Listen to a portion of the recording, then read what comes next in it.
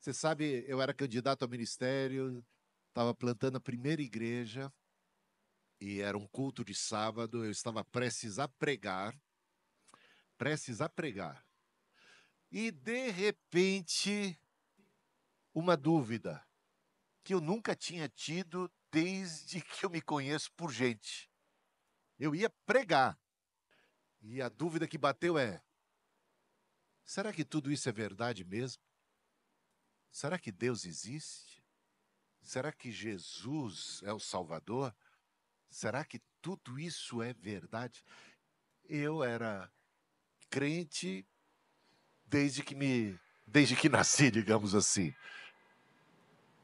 Eu estava fazendo seminário, plantando a primeira igreja, e de repente, minutos antes de pregar, eu fiquei até em pânico. Eu falei assim: estou duvidando da existência de Deus. Foi um momento estranho. E nem sei dizer por que eu estava duvidando, mas a dúvida estava forte. Fiquei ali com os meus pensamentos, em crise. Como eu posso pregar se eu não tenho certeza? Como é que eu posso pregar? Acho que eu não vou pregar. Prego ou não prego? Como é que eu vou pregar? O que eu vou pregar se eu estou em dúvida? E de repente eu me peguei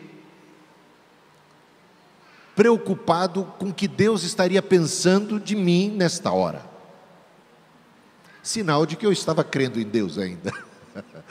Se eu estou preocupado com a opinião dele, né? Olha que coisa interessante. Aí eu já estava clamando por misericórdia e por perdão. Senhor, perdoa a minha incredulidade, aumenta a minha fé. Que interessante a possibilidade disso acontecer com pessoas que são cristãs.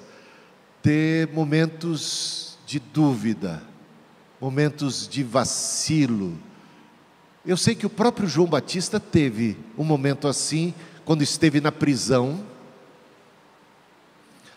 e estava prestes a ser morto por Herodes, e cadê o Senhor Jesus para salvá-lo?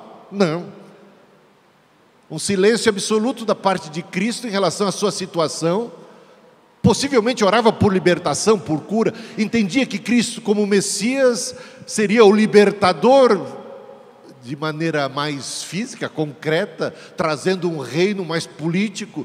Talvez suas ideias ou seus conceitos a respeito do reino de Deus fizessem com que ele naquele momento vacilasse na sua fé em relação a Cristo. Ele inclusive mandou alguns de seus discípulos, João Batista tinha seguidores, até a Jesus para perguntar: és tu o Messias ou devemos esperar outro? Ou seja, o próprio João Batista vacilou na sua fé por conta da sua circunstância. Se a fé por vezes falta, como é que a gente lida com ela? Cristo na cruz disse uma frase que deixa a gente encafifado. Que frase foi essa? Deus meu, por que me abandonaste? E essa sensação de abandono, ainda quando você crê em Deus, cadê o Senhor? Cadê o Senhor que não se move? Onde está o Senhor que não age? O Senhor se esqueceu, olha só, frases dos Salmos. Por acaso o Senhor se esqueceu de ser benigno, se esqueceu da sua bondade? E o salmista tem que desafiar a sua própria alma.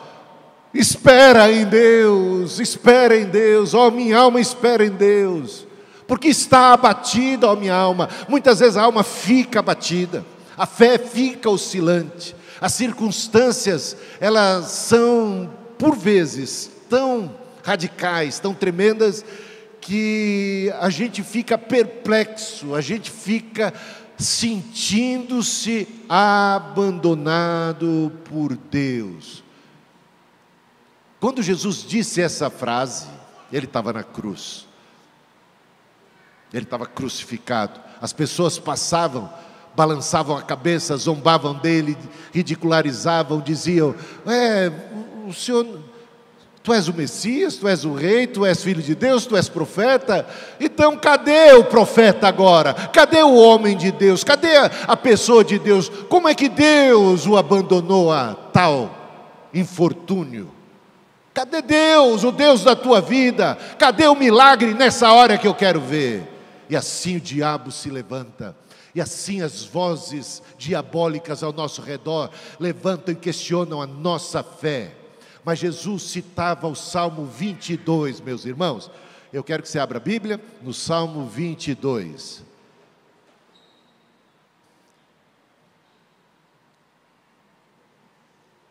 Temos, eu não sei se você sabe, uma trilogia de salmos messiânicos.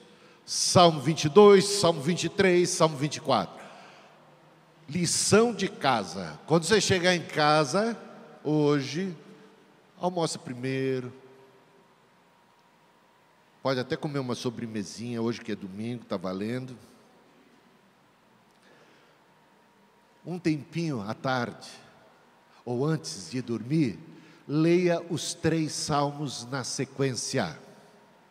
Leia os 3 salmos na sequência e perceba a conexão entre eles. Há uma trilogia desses salmos. O Salmo 22 está falando do bom pastor que é Cristo, que é o Messias, esse bom pastor que dá a vida pelas suas ovelhas. Fala o Salmo 22 da crucificação, descreve a crucificação de nosso Senhor e Salvador Jesus Cristo em detalhes. Ele revela o que se passou, o que Cristo fez por nós, como bom pastor que deu a sua vida em favor das suas ovelhas para nos salvar. Já o Salmo 23 fala do bom pastor que cuida de nós. Jesus disse: eis que estarei convosco todos os dias até a consumação dos séculos. Ele fez por nós, Ele que foi o bom pastor que deu a sua vida por nós, Ele subiu aos céus, está sentado à direita de Deus Pai Todo-Poderoso e vive a interceder por nós, e prometeu que estaria conosco e que cuidaria de nós dia após dia até a consumação dos séculos. E o Salmo 24, meus irmãos, ele fala deste bom pastor glorificado.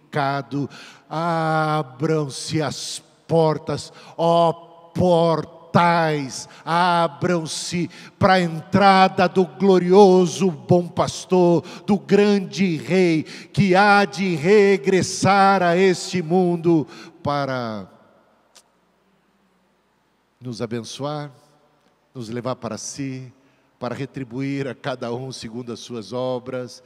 Meus irmãos, o que Cristo fez por nós na cruz, Salmo 22, o que Ele continua a fazer por nós, Salmo 23, cuidando de nós, e o Salmo 24, o que Ele há de fazer, glorioso quando retornar. Amém?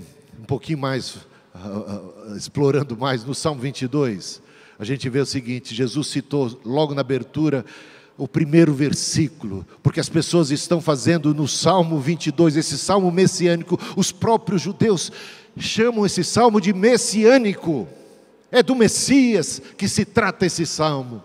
E Jesus cita no momento em que ele está sendo desprezado, no momento em que as pessoas estão lançando sorte sobre as suas vestes, tudo o que o Salmo 22 descreve a respeito do sofrimento de Jesus e que está se passando naquela hora, quando as pessoas estão zombando, ridicularizando, Jesus evoca o Salmo 22, Deus meu, por que me desamparaste? E para quem é um bom judeu, para quem estava ali por trás, conspirando para a crucificação de Jesus, o restante do canto, porque canto a gente decora, não decora? Se não decora, devia decorar. Eles têm na ponta da língua o Salmo 22, é um salmo messiânico. E o que é que diz o Salmo 22? Eu vou resumir aqui: todos os que me veem zombam de mim. Estão zombando de Jesus. Meneiam, passam, balançam a cabeça, zombam de mim, desprezam. Salvou os outros, não pode salvar-se a si mesmo? Onde é que está o teu Deus? traspassaram-me as mãos e os pés. Gente, olha a descrição aqui, versículo, se você quer saber, né? É o versículo 16, Salmo 22, versículo 16, traspassaram-me as mãos e os pés, perfuraram as minhas mãos, perfuraram os meus pés, e Jesus está na cruz, está clamando, Deus meu, por que me desamparaste, porque estou aqui na cruz, e o Salmo responde àqueles que questionam, àqueles que desprezam, repartem entre si as minhas vestes, Salmo 22, versículo 18, e você tem aí o correspondente, o texto bíblico do Novo Testamento que descreve, e poderia eu gastar mais tempo para descrever esse salmo, a beleza desse salmo, mas fica como lição de casa para vocês. E o Salmo 23 todo mundo conhece, de cor e salteado. Ele prometeu que estaria conosco todos os dias, porque o Senhor é o bom pastor, Ele provê, o Senhor é o meu pastor, nada me faltará. Ele restaura e guia, restaura-me o vigor, guia-me nas veredas da justiça. Ele dá descanso, deitar-me faz em verdes passos. Ele protege, não temerei mal algum. Ele recompensa, preparas uma mesa perante mim, na presença dos meus adversários. Unges-me a cabeça com óleo, o meu cálice transborda. Certamente que a bondade e a misericórdia do Senhor me seguirão todos os dias. Ele está conosco, Ele provê, Ele guia, Ele guarda, Ele consola, Ele dá paz, Ele refrigera a nossa alma. Ele mesmo, quando nós estamos num vale sombrio, Ele está conosco, Ele nos consola, Ele nos sustenta, Ele é a nossa força, não estamos sozinhos. A desgraça, muitas vezes, todo o infortúnio, toda a tribulação, por pior que seja, que um servo de Deus, que uma serva do Senhor, que alguém que é cristão, que alguém que espera em Deus, esteja por enfrentar, meus irmãos, não é sinal do abandono de Deus, porque se o salmo e se a expressão de Jesus foi, Deus meu, por que me desamparaste? Quando você lê todo o salmo, você percebe que a resposta, que a conclusão, que o fechamento desse salmo é a certeza de que não fomos abandonados. Cristo não foi abandonado na cruz, fazia parte do propósito eterno de Deus.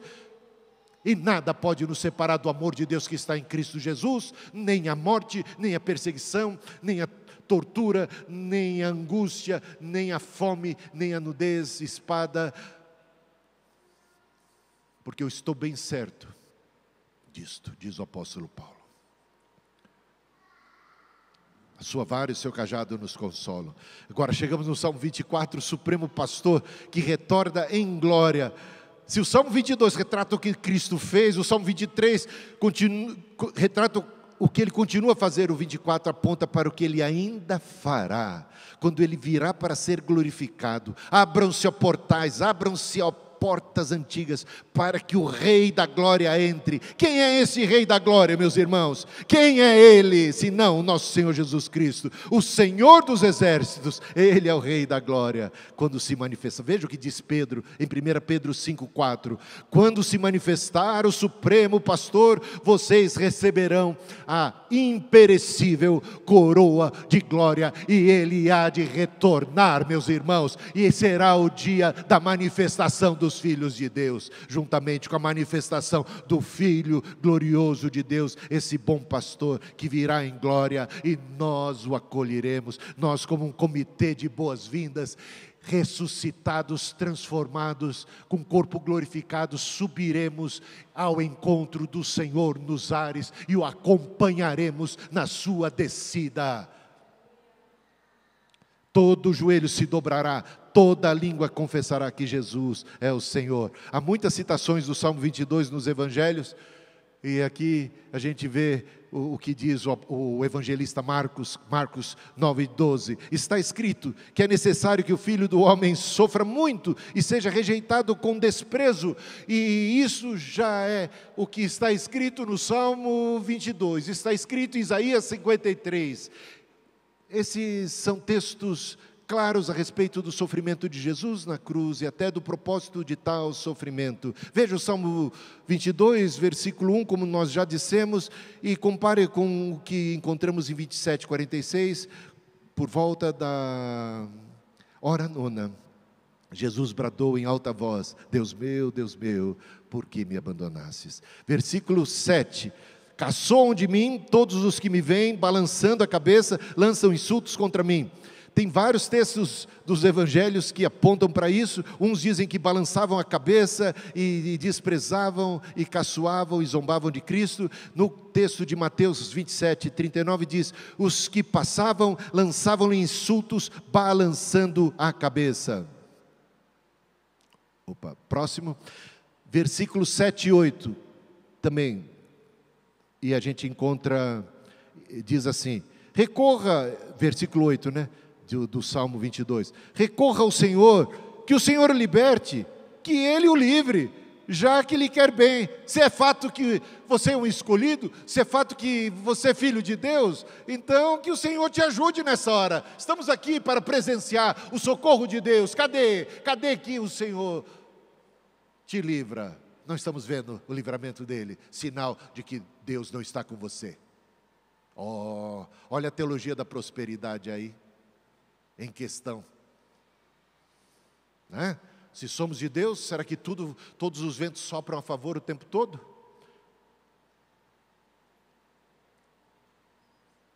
Ainda que eu ande pelo vale da sombra da morte. O povo, veja só, Lucas 23, 35 e 36. O povo ficou observando e as autoridades o ridicularizavam. Salvou os outros, diziam, salve-se a si mesmo, se é o Cristo de Deus, o escolhido. Cadê? Cadê o livramento? E a gente sabe que o livramento virá.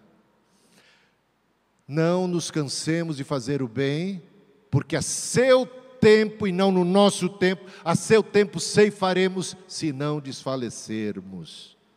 Ser fiel até a morte, dar-te-ei a coroa da vida. Salmo 22, 15. Meu vigor secou-se como um caco de barro, e a minha língua gruda no céu da boca. Deixaste-me no pó, à beira da morte. Não está descrevendo Jesus ali na cruz? Jesus da cruz, como diz João 19, 28. Jesus disse, tenho sede. E o que é que lhe deram para beber? Vinagre. Versículos 16, 18. Perfuraram minhas mãos e meus pés, dividiram as minhas roupas entre si e lançaram sortes pelas minhas vestes. Marcos 15, 24. E o crucificaram, perfuraram as mãos e os pés. Dividindo as roupas dele, tiraram sortes para saber. Gente, está tudo acontecendo ali. O Salmo 22 é profético. E mesmo assim, Jesus veio para os que eram seus e os seus não receberam. Agora, o que a gente vê nesse versículo 1? Deus meu, por que me desamparaste? A gente vê, pode mudar aí, Arthur, o próximo.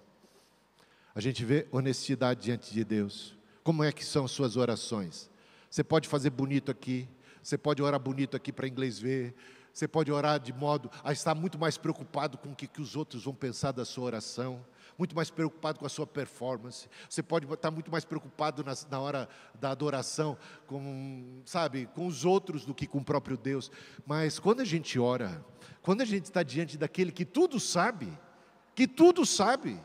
que já leu nossos pensamentos, não tem como disfarçar nada. O melhor que você pode fazer é abrir a sua boca e despejar e derramar seu coração diante de Deus, botar para fora tudo que você está sentindo, sem medo de ser feliz, porque Ele já viu, Ele já sabe o que se passa no seu coração, na sua mente. Então, que as palavras da sua boca sejam sinceras nessa hora, porque Deus não se preocupa. Deus não tem medo dos seus questionamentos. Veja o Jó diante de Deus, né? E os questionamentos que ele levanta. Deus não se intimida diante das suas palavras. Então seja o mais honesto possível, como o salmista foi, como Jesus foi, como Pedro e tantos outros foram diante de Deus. Próximo slide. Crise da fé, é o clamor da alma, meus irmãos. Todos nós passamos por crises, por dificuldades, por lutas que desafiam a nossa fé. Todos nós, até o Jesus expressou uma sensação, uma percepção de desamparo, sentiu-se entregue. Aliás, o apóstolo Paulo, ele não esconde a realidade. Ele diz, somos entregues à morte todo o dia. Fomos reputados como ovelhas para o matadouro, mas em todas essas coisas somos mais do que vencedores. No mundo tereis aflições, disse Jesus, mas tende bom ânimo. Ele prometeu que nós passaríamos por aflições, mas Ele garantiu estar presente, ser o bom pastor, que sua vara e o seu cajado estariam ali conosco para nos sustentar, e nos prometeu a vitória final. A ausência aparente de Deus, em horas como esta, não significa de fato abandono, como a gente vê no próprio Salmo 22, mas um convite para confiarmos ainda mais nele e nele esperarmos. Os 2 hinos que cantamos, se a fé por vezes falta, quando o sol não posso ver, e aí? A Jesus eu digo humilde, fraco, quebrado. Ó Senhor, quem eu tenho na terra senão a Ti? Quando a gente chega nessa condição, meus irmãos, porque, pensa bem, para chegar nessa condição, para dizer, quem eu tenho na terra senão o Senhor, é porque chegamos ao ponto daquela mulher, do fluxo de sangue, que tinha até recursos financeiros, e despendeu ao longo de 12 anos, todos os seus recursos, toda a sua riqueza, com a medicina, com médicos, e nada alcançou. Está pobre, sem recursos, já apelou para tudo quanto é saída humana, e se vê completamente à mercê daquela enfermidade que assombra, a oprime e quase a mata. Quem tenho eu na terra, no céu, senão a Ti somente? A Jesus eu digo humilde, ó vem meu piloto ser. Quando os discípulos estavam no meio daquela tempestade, entenda que Marcos capítulo 4, capítulo 5 descrevem que Jesus convidou os discípulos a irem com Ele, entrarem dentro daquele barco e passarem para outra margem do mar, para o outro lado. Essa viagem foi um convite de Jesus, contava com a presença de Jesus, e de repente o temporal, uma tempestade daquelas que assustou pescadores experientes, gente do mar, que se viu à mercê, assombrado pelo tamanho das ondas, pela força dos ventos, o barco quase indo a pique, enchendo-se de água, e eles contemplam Jesus dormindo, aparentemente indiferente ao que se passava com eles. Eles desesperados, eles com medo de que o barco viesse a afundar, com Jesus e tudo mais. Creia, que loucura, que falta de fé. Eles acordam a Jesus e até repreendem a Jesus. Ó Senhor, a gente passando por tudo isso aqui, o Senhor não se preocupa com o que estamos passando? Para falar na linguagem mais bíblica, não se te dá que morramos? Normalmente a gente não fala assim, né? Não se te dá que morramos? Ou seja, nós estamos morrendo e o Senhor não está nem aí, o Senhor está dormindo, o Senhor está indiferente à nossa sorte ou ao nosso azar? Jesus se levanta, com uma só palavra repreende o vento e as ondas, tudo se acalma e os discípulos ficam maravilhados. Quem é este que até o vento e o mar lhe obedecem? E Jesus os repreende. É crente bully, né? Homens de pouca fé,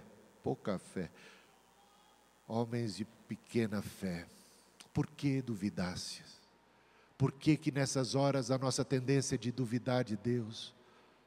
É de não crer em Deus, é de ter a fé oscilante. Por que a gente não é capaz de confiar a despeito do tamanho do temporal, a despeito da crise? Oscilando minha fé, Cristo valerá. Valeu pelos discípulos, vale por nós. Perseguido sem mercê, Ele valerá. Quantos testemunhos pessoais eu poderia dar a esse respeito? Você poderia dar também de situações em que você passou, onde parece que todas as portas se fecharam. Pode mudar para o próximo slide, Arthur. E eu vou dar um só. Mais recentemente, há 2 anos atrás, eu fiquei com câncer. Fui para uma operação, era um tumor no rim. O médico que me operou era muito bem recomendado, estava num hospital também bom, tudo parecia tranquilo. É claro que é uma cirurgia do rim, é uma cirurgia de um órgão muito importante, é complicado, há risco certamente. Bom, estava eu lá. Nessas horas você faz um montão de perguntas: por que eu tenho que passar por isso, por que eu estou com isso e tal, sei lá. Você ora a Deus, se derrama na presença de Deus. Normalmente quando eu vou para uma cirurgia assim, eu já encomendo a alma, já tenho feito isso desde o meu batismo, né? Encomendo a alma ao Senhor. É uma maneira de dizer que, gente, não há nenhuma garantia que você, porque é cristão, vai sair ileso disso. Pode ser que chegou a nossa hora, eu não sei. É bom é melhor que eu esteja preparado. Prepara-te para encontrares com teu Deus. Esteja sempre preparado, porque não sabemos a hora, né? Vira essa boca para lá, bispo. Mas a verdade é essa: nossa vida e a nossa estrutura é muito frágil. Estamos suscetíveis a acidentes, a crises, a doenças, a tantas misérias, violência. Que Deus nos livre. Certamente oramos para ser livres, para não passarmos por nada disso, e de repente nos vemos numa situação assim. Fui para a cirurgia, o médico, apesar de ser muito bom, bem conceituado, ele não fez uma análise adequada da anatomia do meu rim, e o meu rim, diferente dos normais, o meu rim é irrigado por 3 artérias, sendo que o normal é apenas uma. Ele se preparou para a cirurgia, me abriu e de repente não conseguia estancar o sangue. Ele botou lá, é bulldog que ele chama, né? Uma pinça numa das artérias, que é normalmente encontrada facilmente, e percebeu que jorrava sangue ainda. Assustado, procurou e descobriu uma segunda artéria, botou a pinça na segunda artéria e cadê que o sangue parava? E o sangue jorrava. Era uma cirurgia que dura até 1h40, 2 horas. Bom, e durou mais de 4 horas, e eu lá, e o sangue jorrando. E o médico, ele é muito bom. E às vezes o problema de ser muito bom é que você confia muito no seu taco, né? Então ele poderia falar assim: vamos interromper isso aqui, ou vamos abrir total, fazer porque era laparoscopia, então vamos fazer uma abertura total para poder enxergar melhor isso e tal. Não, ele falou: não, eu sou bom, isso aqui só é imaginação minha, tá? Do que se passou lá. Ele falou: eu vou, mesmo debaixo desse sangue sendo derramado, eu vou encontrar esse tumor. E foi cavucando, e nada que encontrava, e por isso demorou tanto tempo, e o sangue sendo derramado. Claro, minha vida esteve em risco lá.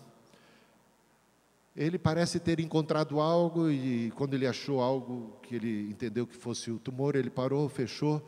Eu sofri bastante, a minha recuperação foi muito sofrida, porque ele mexeu bastante no meu rim. Eu não tinha posição para dormir. Por 1 mês, mais ou menos, eu fiquei alguma coisa estranha, tá? Eu não posso virar para esse lado. Foi difícil. Mas o mais difícil foi quando eu volto, o médico diz tudo que se passou, ele relata e diz: fizemos a biópsia, vamos esperar o resultado, e torça. Ele falou assim: eu nem vou descrever, a Cristina estava dito comigo, ele falou: nem vou descrever o que passou lá, porque você vai ficar assustado. O terror que foi aquilo. Ele estava assim, com os olhos arregalados, falando: aquilo foi um terror. Nem vou dizer. Ele falou: o que você passou ali, você vai ficar assustado. Mas vamos torcer para essa biópsia dar que é o tumor, porque eu não tenho certeza de ter removido o seu tumor. Veio a biópsia, e o dia que eu recebo o resultado do exame, gente, pego assim o exame e vejo que não se tratava de tumor algum.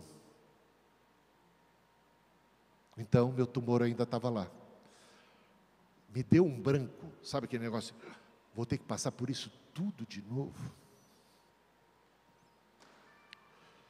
Muito difícil a situação. Aí vou fazer uma ressonância, tomografia, acho que foi tomografia, ou ressonância, uma dessas duas, e descubro está intacto o tumor, do mesmo jeito que estava antes. Ele chegou perto, mas não tirou. Aí isso foi no dia 2 que eu fiz a cirurgia, de dezembro. Chegou o período das férias de janeiro, falei, vou sair de férias, vou curtir as férias, estou em paz. Pode ser que chegou mesmo a minha hora de ir. Vai ser muito complicado ter que passar por tudo isso de novo. Mas a minha vida está nas mãos de Deus, o meu futuro está nas mãos de Deus, eu vou descansar em paz. Gente, curti as férias de montão. Tomou conta do meu coração a paz de Deus que excede a todo entendimento humano. Eu estava pronto para ir, estava pronto para uma segunda cirurgia, estava pronto para o que Deus tivesse para mim. Não tem problema, minha vida é do Senhor. Deus já me deu uma vida boa, que eu não mereci, uma família boa, já vivi 60 anos, então se chegou a hora, tá bom, Deus sabe, mas se não chegou a hora, Ele me levanta, Ele opera, Ele transforma. E eu estou nas mãos de Deus, eu não estou nas mãos da medicina, dos médicos, de nada. Gente, eu estou falando isso diante de Deus, eu tive paz. E fui antes, até o Raul até me recomendou, porque eu falei para o Raul, agora vou fazer, terminou as férias, agora tem 5 concílios regionais ao redor do Brasil, que eu tenho que presidir. O Raul falou, não, saúde em primeiro lugar, lembra, Raul? Saúde em primeiro lugar, cuida da saúde, deixa isso para depois, adia e tal. Aí, mas eu estava tão em paz, Raul, que eu falei assim, não, Deus vai me sustentar, Deus está comigo, eu vou, e pronto, presidi os concílios, tudo foi na paz, na bênção, e aí apareceu um caminho, fazer por ablação. Ablação é uma agulha, um catéter que eles enfiam e queimam o tumor, isso é muito menos invasivo, mas só que o meu convênio, apesar de ser um bom convênio, eu pagava muito caro, até mudei. Eu não vou falar o nome do convênio, nem para o qual eu mudei, porque eu vou fazer propaganda, mas era um bom convênio, caro. Agora eu estou no convênio bem mais barato, e não estou arrependido de ter mudado não. Está muito bom. Mas eu não podia mudar de convênio. E ele estava, quando você faz 59 anos, dá um salto assim, o preço dos convênios. E eu tinha esse problema para resolver, então eu tinha que continuar pagando alto. E o convênio não cobria a ablação. Nesse que eu estou agora, que é muito mais barato, ele cobre normalmente. Olha que interessante. Bom, existem essas coisas na vida. Bom, mas ele não cobria, entramos com recurso, ele, depois de um mês ainda dizia não, com novo recurso, e finalmente eles liberaram. Fiz o procedimento da ablação, e vou dizer para vocês, meus irmãos, eu entrei, você toma anestesia geral, mas é uma dose menor, eu entrei às 8h30 da manhã, para fazer esse procedimento da ablação, às 9h30, 9h45 eu estava tomando café já. Às 10h30, né, Cristina? Às 10h30 eu já estava doido para sair dali, não doía mais nada, eu não sentia nada.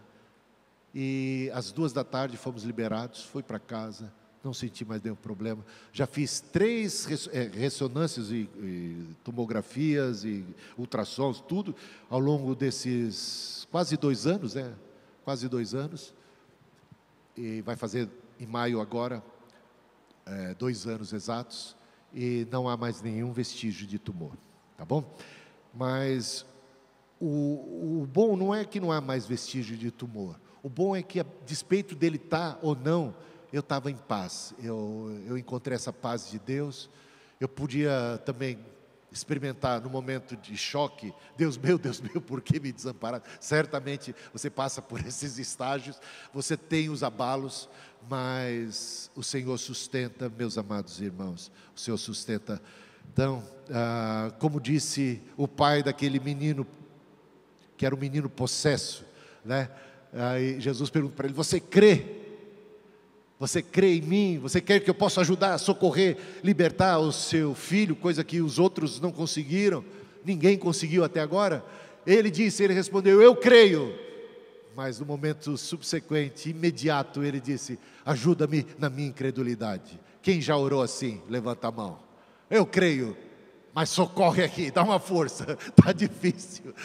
Quando a fé por vezes falta, oscilando a minha fé, Cristo valerá, Ele ajuda sim você nas suas lutas, Ele não te abandona nos seus conflitos. Jesus repreendeu a falta de fé dos discípulos. Moisés também não confiou muito em Deus, quando ele feriu a rocha e não apenas falou, ele apelou por velho e bom método do cajado, que certa vez no passado ele utilizou para a abertura do Mar Vermelho, e agora está para tirar a água da rocha. Ele falou, só falando, será que vai dar certo? Deus falou que era só para eu falar, mas eu não estou botando muita fé, eu vou apelar para o bom e velho método do cajado. E ele se deu mal, você sabe, né? João Batista então teve também os seus conflitos, e Jesus intercedeu por Pedro. Satanás pediu para cirandar com a tua vida, para te peneirar, mas eu roguei ao Pai para que a tua fé não desfalecesse. Meus irmãos, nós oramos assim: não nos deixes cair em tentação, mas livra-nos do mal. Você não ora assim? Então é o Senhor que te sustenta, Ele sustenta a tua fé. Assim como os discípulos, nós podemos também clamar ao Senhor: aumenta a nossa fé. Deus nos convida a confiar nele, mesmo quando as circunstâncias nos fazem duvidar. E caminhando já para o final, a gente pode ver nesse salmo, ver algumas lições preciosas. Ele, apesar de ter esse conflito de fé, essa sensação de desamparo, de abandono por parte de Deus, ele toma algumas medidas aqui, que estão claras dentro desse salmo. Veja só, no versículo 3 e 4, ele diz assim: nossos pais confiaram em Ti, confiaram e os livraste. Ele está trazendo à memória o que nos pode dar esperança. Ele está trazendo os grandes feitos do Senhor no passado, na sua história. Olha para trás, nessas horas de aflição, quando eu passava por tudo isso, eu lembrava de tantos milagres, da boa mão de Deus na condução da minha história de vida, e isso enchia o meu coração de esperança, de fé. Versículo 9, contudo, Tu és quem me fez nascer, foi o Senhor quem me deu a vida, e me preservaste até aqui, estando eu ainda no seio da minha mãe. Lembra de quem foi Deus, de quem é Deus na história da sua vida. Outra lição muito importante: confie no caráter de Deus. Veja aqui no versículo 3, ele diz: Tu és santo. Ele mesmo, no conflito, ele afirma o caráter, a fidelidade, o caráter de Deus. E outra coisa que ele faz, ele persiste em oração. Orai sem cessar, não cesse de orar, não cesse de esperar em Deus, continua, persevera. No versículo 11, ele continua orando: não te distancies de mim. No versículo 19 a 21, ele diz: não te afastes de mim, força minha, apressa-te em socorrer, livra minha alma da espada e das presas do cão, a minha vida, salva-me da boca do leão e dos chifres dos búfalos. Sim, Tu me respondes.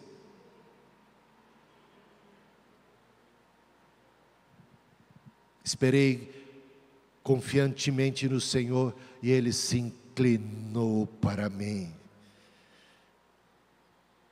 Salmo 40. Celebre a vitória antes mesmo de experimentá-la. Por quê? Porque em Cristo nós já somos mais do que vencedores. A meus irmãos, ele diz no versículo 22, declararei o teu nome no meio da congregação, eu te louvarei.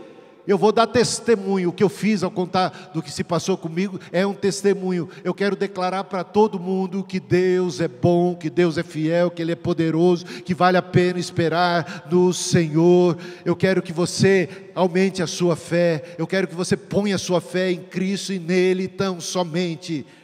Em todas estas coisas, como diz o apóstolo Paulo, somos mais do que vencedores. Então o Salmo 22 não termina em desespero, não termina em sensação de desamparo, termina em louvor, em adoração.